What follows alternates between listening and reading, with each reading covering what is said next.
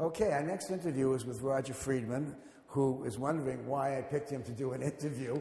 He is a self-proclaimed small fish in a big pond, but Rodger, you handle a lot of wonderful books, and you're every bit the bookseller that everybody else is, so don't put yourself down.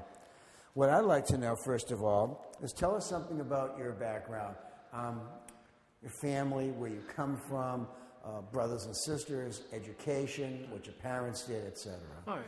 Yeah, it pertains because my grandfather, my mother's father, was a professor at Wayne State University. He was the economics department head at Wayne State in the 40s and 50s and 60s.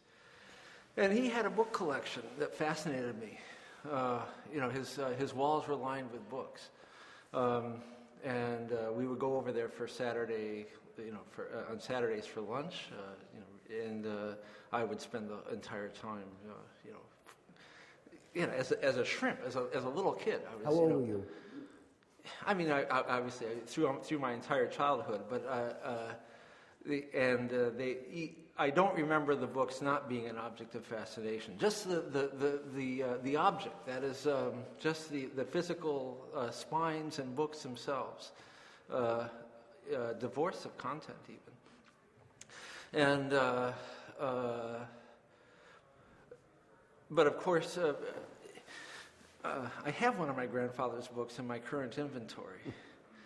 Because I was told that my grandfather had many rare first editions, I was told, but that as a gauge of his moral compass, they were he didn't buy them as first editions. He bought them to read and use, and this turned out to be true.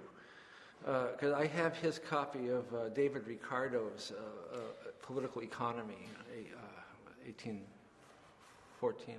I can't remember, 1812 maybe. It's a valuable book. It's in Printing in the Mind of Man. It's often valued around $20,000. But of course, his copy was repaired with sellotape. Has his underlines in it. Where the hinges fell apart, he just put tape in because for him it really was just a text, as good as a paperback. But it happened to be a first edition because he must have gotten it somewhere in a bin on one of his travels. So those books of my grandfather's were always looming from the time that I was a child. My immediate family was not so bookish. That is, my father was a businessman, and in groceries, and he wasn't nearly so directed toward reading or books or pursuits of that matter. Did you have any brothers or sisters? I have 3 older sisters. Yeah. Do they have any interest in what you're interested in? No. But I do have cousins. I have several cousins who are interested. One of my cousins, teaches at Dartmouth, and he actually got quite a few of my grandfather's books. When my grandfather died in 1974 or 5, I was somewhere else. I was out west somewhere, and one of my cousins took his pick from the library, although I ended up with the Ricardo. But just goes to show you. Yeah. He's at Dartmouth as an ethnomusicologist. He's involved with the Silk Road project and things like that. So he's distinguished in that way. I have other distinguished cousins as well. But that line didn't follow through my immediate family. What did you do? You've told us about being a youth and growing up and looking at books at your grandfather's. Did you go to school, go to college? I went to public high school, but I went to a small liberal arts college in Michigan, Kalamazoo College. And what was your major? English. When did you get infected with the book bug? It was before I was in college. I mean, it was at Grandpa's house. Yeah, certainly by the time I was in high school, I was the sort of misfit who was who was interested in books and you know, I mean, and what they contained at that point. At that point, it wasn't so much books as objects as it was. I wanted to have everything that, you know, somebody wrote. It didn't matter what editions they were. And also at that time, when I was in high school, I was haunting bookshops already. In fact, I was working in a bookshop. I had a job in a bookstore down near Wayne State University. But I was, you know, haunt around and I check out things in the dollar bin, just like my grandfather must have done. And at that time, I picked up something that looked to me it might be interesting. It was something that you know, it was some kind of modernist poetry, which interested me at the time. It doesn't anymore. So I bought it for $1. I took it home. And it was one of my first rare book, you know, when I decided to go into business in like the early 90s. It took you all the way from the 70s to the 90s to make the step. 60s. We're talking 60s. 60s to the 90s. Yeah. So you were a little reluctant, or? No, that wasn't any. It never occurred to me to either go into business or be a business person of any kind. My training was I wanted to follow that English major, and later I took a graduate degree in comparative literature. I went the whole 9 yards in comparative literature, you know, because I picked up a couple of languages along the way.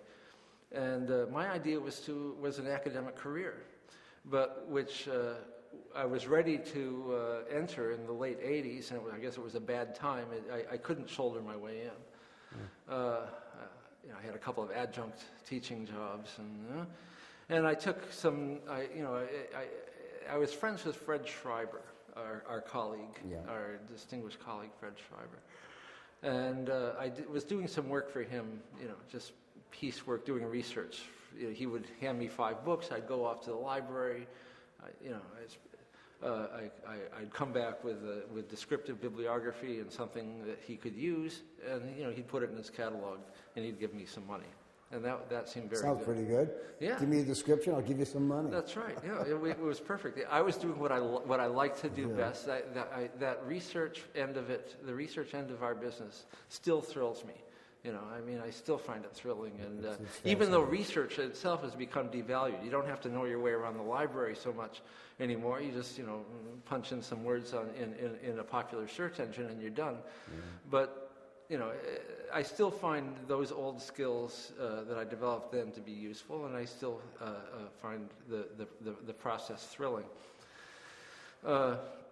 But anyway, back to that book of modernist poetry that I found in the dollar bin in '68 or something like that, was about my first sale. It turned out to be an inscribed copy of something that Witter Binner, the early modernist poet, had done as a hoax with somebody else. You still see that book around from time to time, but since it was inscribed and had a poem in it, and since it had been originally published as a hoax, and I was able to find out through some research that the day that this inscription was signed was the day that the hoax had been discovered. That is, the day that the anonymous authors had been revealed as Witter Binner and whoever the other one was. And so, you know, I found out also that Harvard had the Witter Binner papers, and I got in touch with the Houghton Library, and they bought it. That was like my first sale. Was it Rodger Stoddard at the time? Huh? Was it Rodger Stoddard? Yeah, it was Rodger Stoddard. Yeah. Did you ever have an open shop? I never did. What is your situation? Do you work out of the house? I do. That's what I do as well. Yeah, no, and you know, although I'm saddened to see so many open shops close. In the time that I've been in business since '93, you know, just the idea of wearing out shoe leather in order to find what you're looking for is now an antique idea. You can't. It doesn't matter anymore where things are. It's very, very difficult to go out into the hinterlands where one used to find their inventory. That's right. There just aren't any other places left anymore. That's right. And you know, even now, my wife and I were talking about going to southern Italy maybe to look for books, but you know, they're all online. I mean, why? Have a vacation. Have a vacation, but don't pretend you're looking for books. Don't pretend you're looking for books. If you see a bookstore, walk in. But don't make it your purpose. Are you easily accustomed to the internet way of doing business? Are you an internet person? Yeah, I guess it's okay.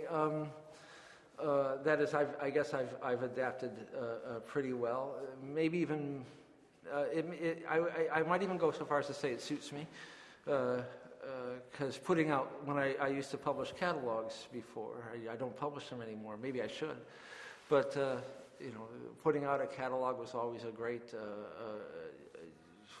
a cause for anxiety and. And who you send it to, and staying up late some night, licking stamps or whatever it was. We used to do cut and paste productions to get camera ready copy. I don't miss that. No, do I. Yeah. Was your transition an easy one? I mean, a lot of us were booksellers who had to use a computer.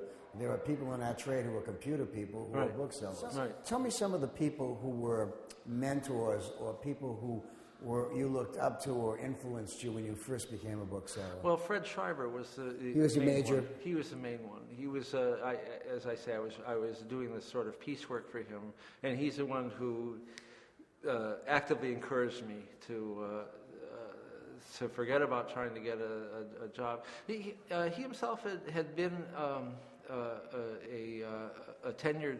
He had a tenured position at Lehman College in the classics department, which one day he just sort of gave up. He put out a book catalog one summer, and when it came time to go back to work in the fall, he said he made his phone call and he heard himself saying, I don't want to do it anymore.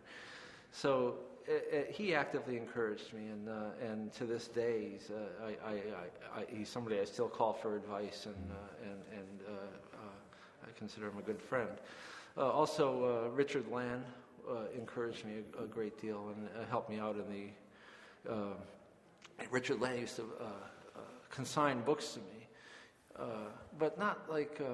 He didn't need to. He was doing He was doing me a favor. He would say, "Come in, take what you want, put together a catalog. I'll tell you how much you can. You'll have to give me, and maybe you'll make a little extra money too."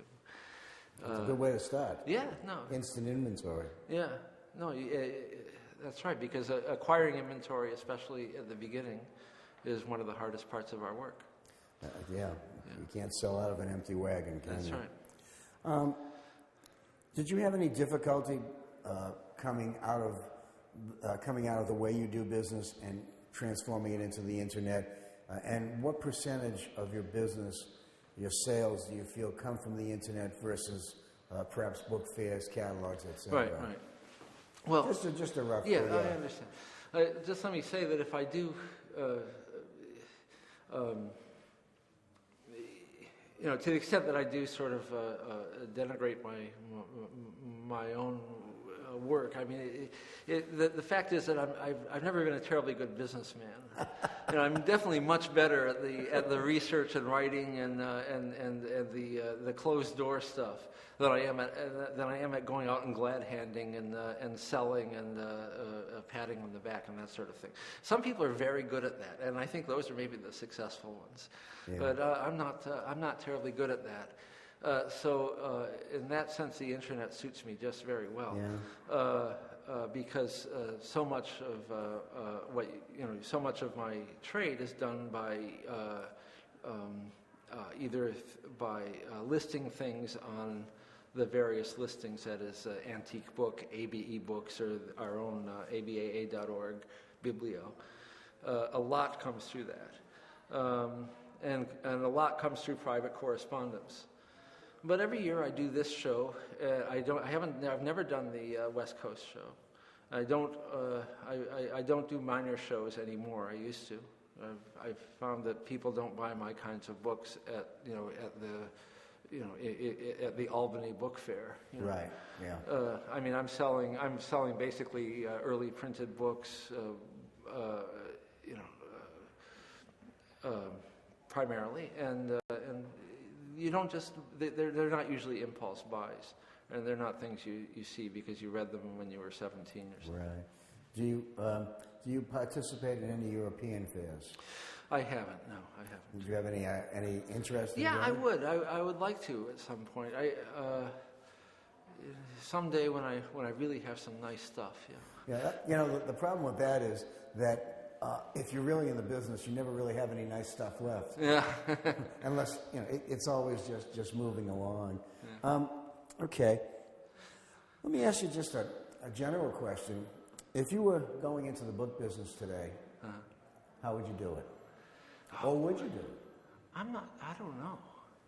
No, I would do it if that were my temperament. I would say it's totally a matter of temperament. You have to be somebody who's not in it for the money. And the joke, the old joke is, how do you make a small fortune in the book business? Well, you start with a large fortune. If you're not interested in money, maybe there's somebody else who works in your house. As in my case, my wife, works and has a steady income. Otherwise, that's helpful, isn't it? I wouldn't be in business otherwise. Really? So I would say matching temperament would be the primary thing. And if it's your temperament to like to spend your days with books, then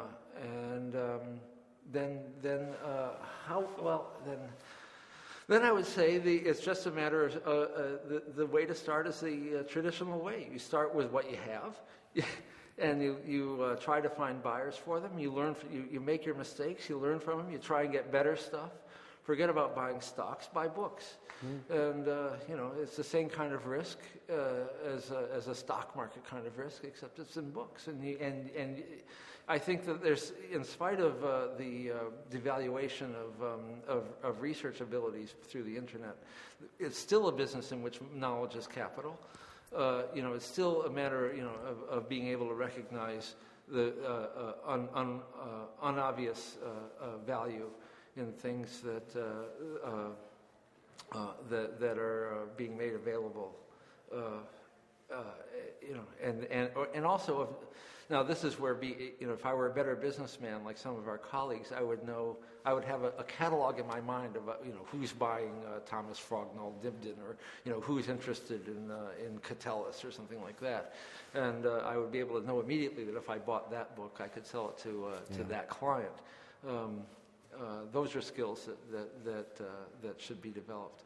But yeah, you start with your books, you take consignments, you buy other books. That's how you do it. What do you perceive as the great challenges to the antiquarian book world as we proceed into the future? Well, that's a good question. One I've given some thought to, although maybe not. But certainly, the education of our clientele and the taste of our clientele is certainly changing. We have to change with that. I mean, I can't continue to sell, minor Latin treatises on rhetoric to people who just aren't interested in that.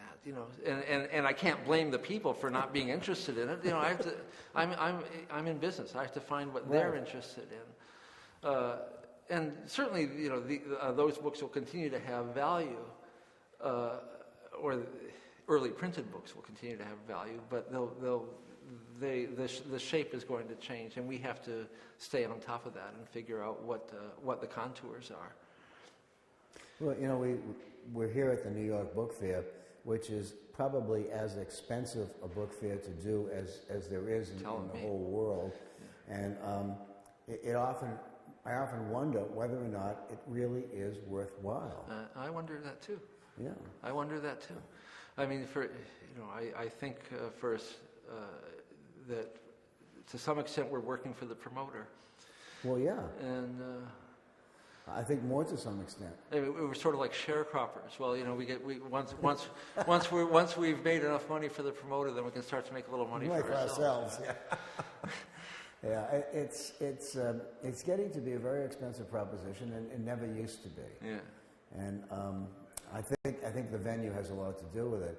But how do you respond to the suggestion that I've been hearing from booksellers that most of the younger people who are into books and stuff are visually oriented? They want maps. They want to have a lithograph, or they want to have a painting. Yeah. And because a book is a book, but boy, a painting or a lithograph. Yeah. Well, that's one of the problems. I mean, you can't put a book on the wall. You know, I have a sister who has walls full of signed photographs and autographs, and people can come and ogle them. You know, but again, it's a matter of temperament. It takes a certain temperament to be fascinated with the kind of walls full of books that my grandfather had. You know, that I found fascinating. You know, yeah, you're right. It's not a showy kind of acquisition. It's a private acquisition. You have to open a book up in order to reveal it. You know, in order to get the feeling of it. In order to get the feeling of it, exactly. Yeah. Whereas a map, you look at it. Yeah, a map is there. Yeah.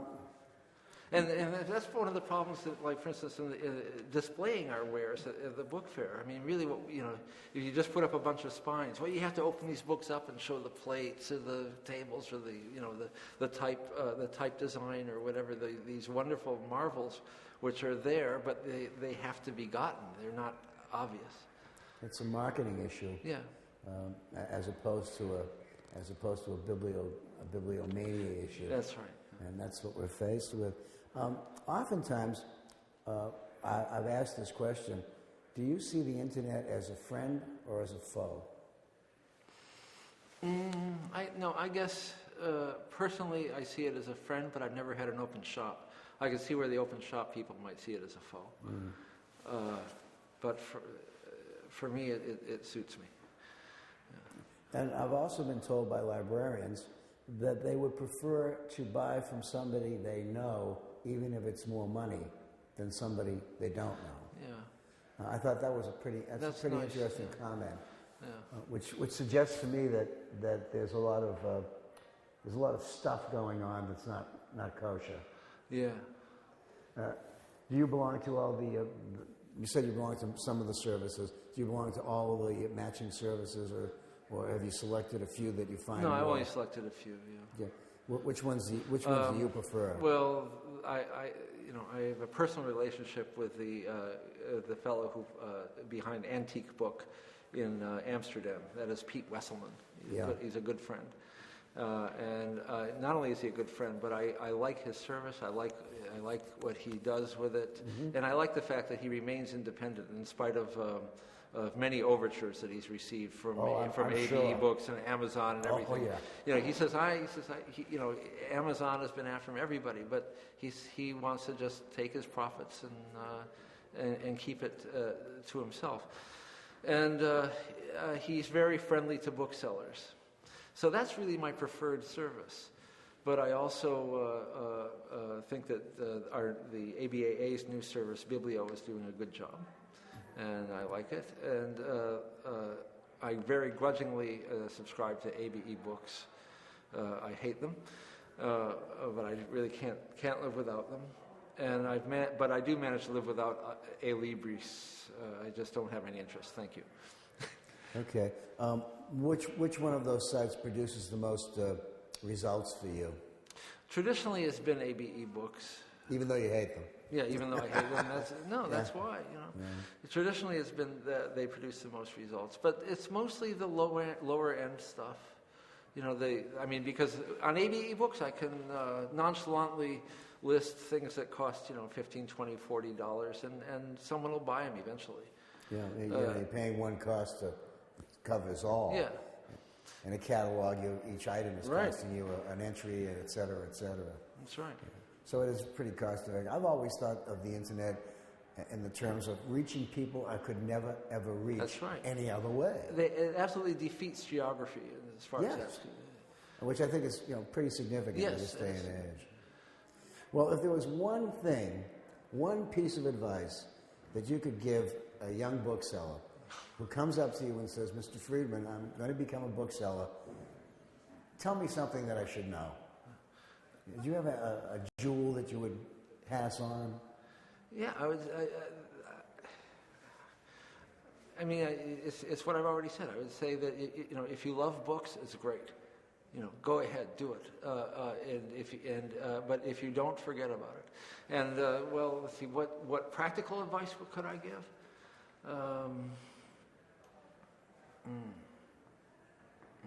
Never stop learning. That's a good piece of advice.